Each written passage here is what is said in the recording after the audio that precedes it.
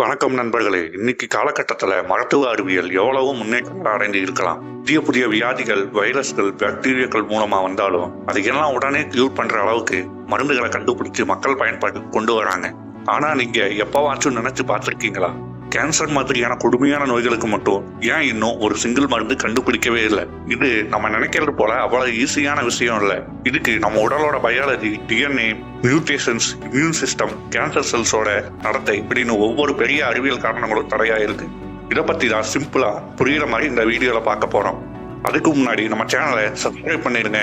வாங்க வீடியோக்குள்ள போலாம். கேன்சர் அப்படின்னு நம்ம ஒரு பேர்ல சொன்னாலும் அதுலயே 200க்கும் மேற்பட்ட பிரிவுகள் இருக்கும். ஒவ்வொன்றுக்கும் ஒரு காரணம், வளர்ச்சி வேகம், மருந்து வேலைகள் செய்யற விதம் அப்படின்னு நிறைய வேறுபாடுகள் இருக்கும்.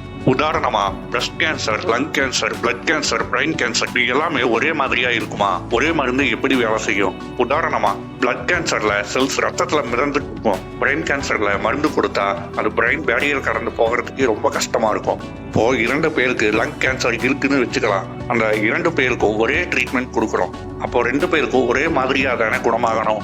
ஆனா அப்படிதான் நடக்கிறது இல்லை.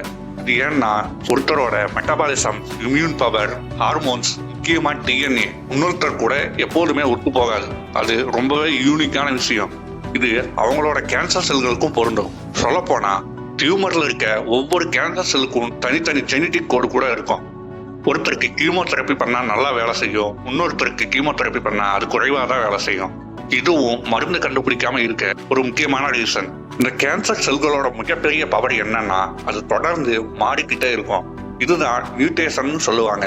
இங்க குறிப்பிட்ட ஒரு மருந்து கொடுத்தா 10,000 கேன்சர் செல்கள்ல 9,990 செல்கள் அழியுதுன்னு வச்சுக்கலாம். ஆனா மிச்சம் இருக்கும் அந்த 10 செல்கள் மியூட்டேட் ஆகி இங்க கொடுக்குற அந்த மருந்தையே எதிர்த்து வளரும். அந்த 10 செல்கள் மல்டிபிள் ஆகி பெருகி டியூமரா உருவாகும். இதுதான் ட்ரக் ரெசிஸ்டன்ஸ் அப்படின்னு சொல்லுவாங்க. இதுதான் கேன்சருக்கு மருந்து கண்டுபிடிக்க ரொம்ப பெரிய சவாலா இருக்க ஒரு முக்கியமான காரணம். இப்போ கேன்சர் ஆரம்பத்துல ஒரு இடத்துல மட்டுமே இருக்கும். இதுதான் ஸ்டேஜ் 1. ஆனா ஒரு கட்டத்துக்கு மேல பிளட் லிம்போட்டிக் சிஸ்டம் வழியா உடலின் மற்ற உறுப்புகளுக்கும் பரவி செட்டில் ஆயிடும். இதான் மெட்டாஸ்டேட்டிஸ் அப்படின்னு சொல்லுவாங்க. உதாரணமா லங்ஸ்ல இருந்து லிவருக்கும், ரத்தத்துல இருந்து எலும்புக்கும், குடல்ல இருந்து மற்ற உறுப்புகளுக்கும் இப்படி உடல் முழுவதும் பரவிடும். இப்படி ஃபுல்லா பரவிடுச்சுன்னா குணப்படுத்த முடியாது. ஆரம்ப நிலையில கண்டுபிடிச்சா குணப்படுத்த கொஞ்சம் வாய்ப்பாது இருக்கும். சரி, கேன்சருக்கு இப்ப என்னென்ன ட்ரீட்மெண்ட் எல்லாம் கொடுக்குறாங்க அப்படின்னு இப்ப தெரிஞ்சுக்கலாம். இம்யூனோதெரப்பி உடலோட இம்யூன் சிஸ்டத்தை ஆக்டிவேட் பண்ணி கேன்சருக்கு எதிராக செயல்பட வைக்கும். சில பேஷண்ட்ஸுக்கு இது 5 முதல் 10 வருடங்கள் வரை பாதிப்புகள் குறைக்க வாய்ப்பு இருக்கு. 2வது டார்கெட்டட் தெரப்பி.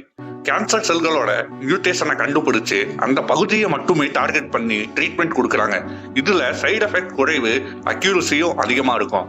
3வது ரேடியேஷன், சர்ஜரி, கீமோதெரப்பி. இது ஆரம்ப காலகட்டத்துல கேன்சரை கண்டுபிடிச்சு அந்த பகுதிக்கு ட்ரீட்மெண்ட் கொடுக்கற மூலமா 70% இருந்து 95% வரை ஃபுல்லா குணப்படுத்த முடியும். இதனாலதான் வருஷத்துக்கு ஒரு தடவையாச்சு ஃபுல் பாடி செக்அப் பண்ணிக்கணும். வருங்காலங்கள்ல mRNA cancer vaccines, advance CAR-T therapy, CRISPR gene editing இந்த மாதிரி டெக்னாலஜி மூலமா அந்த கேன்சருக்கு நல்ல தீர்வு தர முடியும்னு நம்புறாங்க. கேன்சருக்கு இப்போதைக்கு மருந்து இல்லைன்னாலும் வருங்காலங்கள்ல கண்டுபிடிக்க வாய்ப்பு இருக்கு.